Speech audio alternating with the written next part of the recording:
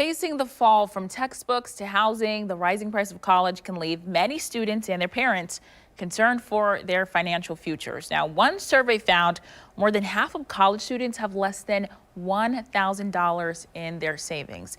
So joining me right now is Ashleigh Robinson with First Florida Credit Union. She's joining me over the phone. Good morning, Ashleigh. Good morning. Thanks for having me. I'm glad to have you here. Well, what are some of the main financial hurdles that students face when they head to school? Well, when we're talking about heading to school, specifically college students, the main financial hurdle is just that they are in a financial position where they are incurring a lot of high dollar expenses while not being in a place where they really can pay for them. That's why we've seen 42.9 million Americans turn to student loans to cover the cost of college, tuition, fees, books. Housing on campus can range from $8,000 to $10,000 for 1 year.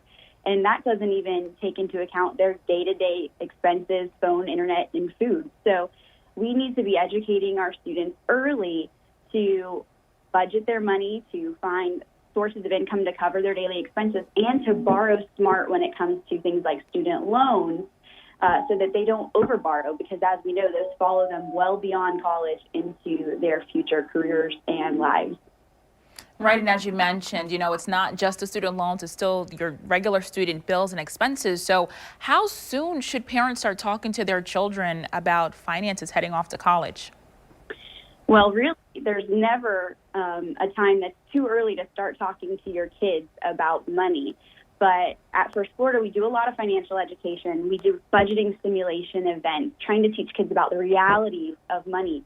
And when we talk to parents at these events, they share with us that, number one, they really don't know how to start that conversation.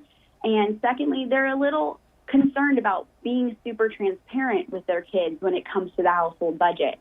And we certainly understand that, but we do encourage that parents bring their kids in at a young age to those conversations.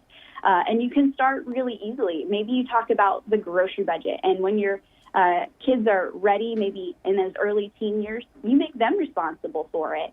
It's a great way to start. Tell them how much money you have to spend, give them the list of things they have to buy, and let them try to make ends meet. And they're going to have that same reality check that our teens do at these financial literacy events, where they are surprised at how fast that money can disappear. And those are the lessons that are going to stick with them as they head to college and well beyond.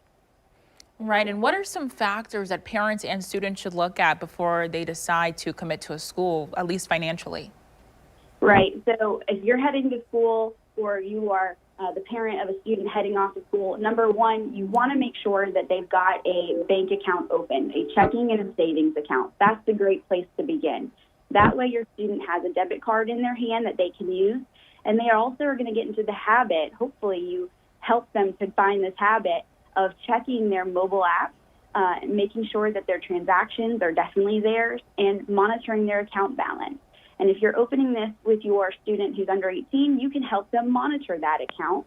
And if they're in a pinch while they're away at school, they need $20 for gas, you can easily transfer those funds to them. The second thing I'd say is just to sit down with them before they go to school and create a budget.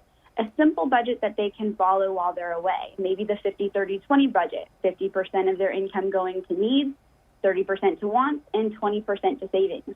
And of course, we don't have to do this with paper and pencil. There's lots of great apps out there like Good Budget and Acorns that'll help them along the way and even notify them if they're getting too close to overspending in a particular category. So That's the way to keep those conversations open and make sure that they're set up for financial success while they're away at school. Yes, and those are some amazing tips. Thank you so much. That was Ashleigh Robinson with First Florida Credit Union. Thank you again. Thank you.